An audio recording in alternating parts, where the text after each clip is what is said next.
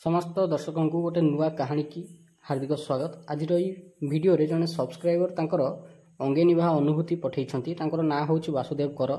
से नुआपड़ार बासिंदा। तांकर एई अनुभूति भुवनेश्वरी साधना उपरे से जेबे तांकर एई अनुभूति मते पठेइले मु एटाकू पढिबा पर बहुत अधिक भाव विह्वल होई गेली।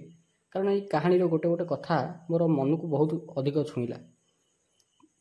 आजकू प्राय वर्ष तले जेबे मु नुआ नुआ चैनल खोलथिली सेतबेले भुवनेश्वरी साधना विषय रे गोटे वीडियो पकेइथिली।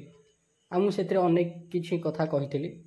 जेबेठू मु एई चैनल आरंभ करथिली सेबेठू जने सब्सक्राइबर से साधना को देखिथिले। तांकर आर्थिक परिस्थिति सेतबेले एते खराब थिला जे रोजगार करी घर को जेबे फेरंती तांको पाखरे टंकाटे भी बंचेनी। से एभली दरिद्रता भितरे समय बितउथिले जे तांकर जीवन रे से गोटे टंका भी संचय करिकरी रखि पारि नाहंती।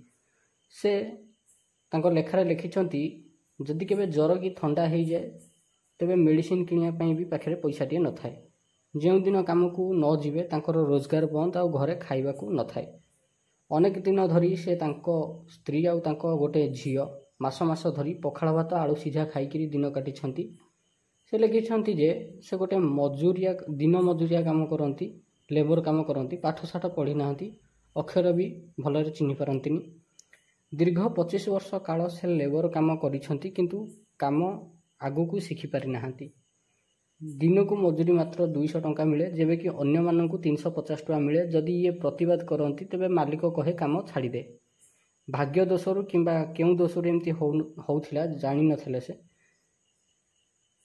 तांकर जने सांग थाए जे राजमिस्त्री काम करे, उभय मिसिकरी काम करंती। से राजमिस्त्री जे आपनकर चैनल वीडियो बसिक देखे ता पाखे मु भी बसिक देखुली। सेतबेले से भुवनेश्वरी साधना विषय रे वीडियो देखुतला। आ तार से मोबाइल रू मु सुनी सुनिकरी विधि विधान सब मन रखिदेली। से साधनार विधि विधान मोर मन को पाइला कारण से एभली कोनोसी सामग्री रो व्यवहार नथिला जाहाकू किनिया पईका पैसा खर्च करिया को पड़िबो। एणु मु मो घरे जाई मो स्त्री को पचारली। से सब कथा सुनिकरी फास्ट डरी गला किंतु मो पाखे आ किछि बाट नथिला। मो पाखे कौनसी प्रकार माला नथिला किंबा माला किनिया पई भी पैसा नथिला। किंतु आपनको कहिबा अनुसार गोटे दिन पूर्णिमा राति रु साधना आरंभ कली। दिन सारा खटी खटी करी संध्या बेल को जेबे घर को फेरे बहुत थकी जाई थाए। गोड़ हाथ देह प्रबल घोड़ा बिंधा हुए तथापि कष्ट मष्ट रे धूप दीप लगेइकरी बसे। सेतबेले धूप दीप किनिया पई भी पैसा न थाए। एते अभाव अनटन भितरे जीवन बीतु थाए। एणु गोटिए धूप लगाए बेले बेले दीप न लगेइकी भी मंत्र जप करे। प्रथमे प्रथमे बेसी समय जप करि पर नथिले, मात्र 5 मिनिट जप करथिली। किंतु दिन को दिन साधना करिबा परे बढ़ी बढ़ी गला साधना। प्राय 3 मास हला परे देखिली जे 1 घंटा पर्यंत बसी पारली। मो बसिबार कैपेसिटी बढ़ी गला आ विश्वासर सह भुवनेश्वरी एकाक्षरी मंत्र जप करि चल थाए। एमिति कि दिन रे काम करथुवा बेले भी मोर पाटिरु से मंत्र बाहरु थाए आ से मंत्र जप चली थाए। यथा संभव मोर से जप चली थाए। एमिति प्राय 6 मास बीती गला। आ गोटे दिन मोर देह हठात काम समय खराब हो गला जो मु काम करि पर नथिली। मालिक से दिन मते गाड़ी देकरी घर को पठेई देला, कामरू बाहर कर देला। आ 4 दिन पर मो राजमिस्त्री काम करथुवा सांग मते घर को डाकिबा को आसिला। कहिला तते जो दिन मालिक कामरू बाहर कर देला से दिन ता घरे ता पुओ को इलेक्ट्रिक शॉर्ट मारला। मालिक पाखक फोन आसिला। से घर को जीवा बाटरे ता बाइक रो चका खसी गला। से पड़िकी तार गोड़ हाथ भांगी जाइए। डाक्तर कही 6 मास पर्यंत से बेड उपरू उठी पारिबनी। आमे मालिक सेठी कॉन्ट्रैक्टर को कहू कारण रोड कॉन्ट्रैक्टरी काम किंबा बड़ बड़ बिल्डिंग कॉन्ट्रैक्टरी काम आसे जो कॉन्ट्रैक्टर धरे आमे ताकू मालिक बोली कहू। आउ जेहेतु सेटा रोड काम चलथिला सरकार से कॉन्ट्रैक्टर को बाहर करि देई अन्य गोटे कॉन्ट्रैक्टर को आनिला। मोर सांग कही कॉन्ट्रैक्टर को सरकार बाहर कर देकी आ गोटे नुआ कॉन्ट्रैक्टर को आनी। से बहुत भल लोक। तू चाले तांको कहिबा पुणी रे काम रे रखिया पाइका। मुता पर दिन सकाळु उठी जाई थाए। बाट सारा माँ भुवनेश्वरी की डाकी डाकी जाउ थाए। तांको मंत्र जप करि करि जाउ थाए। मने मने डाकु थाए कि माँ सब कार्य शुभ हो। कॉन्ट्रैक्टर पाखक जीवा परे अनेक समय कथावार्ता हेली। देखली तांकर मुंडे रे तांको मथारे चंदन लागिची। किछि समय कथावार्ता हवा परे से तांको तरफरु कहिले जे किछि दिन काम कर। एठी जो 2 जण राजमिस्त्री काम करछंती तांको भितरु जणे काम छाड़ी दबो बोली कहूची। ଯଦି ସେ କାମ ଛାଡ଼ିଦିଏ ତେବେ ସେ ପୋଷ୍ଟ ତୁମକୁ ଦେଇଦେବି। 7 ଦିନ ଭିତରେ ହିଁ ସେ ରାଜମିସ୍ତ୍ରୀ କାମ ଛାଡ଼ିଦେଲା ଆଉ ତା'ର କାମଟା ମୋତେ ସେ ଦେଇଦେଲେ। ମୋ ସାଙ୍ଗ ମୋତେ ଧୀରେ ଧୀରେ କାମ ଶିଖେଇ ଦେଉଥାଏ ଆଉ ମୁଁ ସେଇ କାମ କରିବାରେ ଲାଗିଥାଏ। ଏବେ ଦିନକୁ 750 ଟଙ୍କା ମିଳିବାକୁ ଲାଗିଲା। ଦିନକୁ ଏତେ ଟଙ୍କା କେବେ ଦେଖିନଥିଲି। ଏଣୁ ପ୍ରଥମ ଦିନ ଯେବେ ହାତରେ ଧରିଲି ମନ ପୁରା ଖୁସି ଥାଏ। ମନେ ମନେ ଭାବୁଥାଏ ଯେ ଏବେ ସବୁ ଦୁଃଖ ଦୂର ହୋଇଯିବ। ଏଣୁ ସେଇ ପଇସାରେ ପନିପରିବା ଆଉ ଝିଅ ପାଇଁ ଡ୍ରେସ୍ କିଣିକି ନେଇଗଲି। ସ୍ତ୍ରୀ ପାଇଁ ଗୋଟେ ଚପଲ କିଣିକିରି ନେଇଗଲି। ଘରକୁ ଯିବା ପରେ ଏସବୁ ମୋ ହାତରେ ଦେଖିକିରି ସେମାନେ ବହୁତ ଖୁସି ହେଲେ ଆଉ ତାଙ୍କୁ ଏସବୁ କଥା କହିଲି।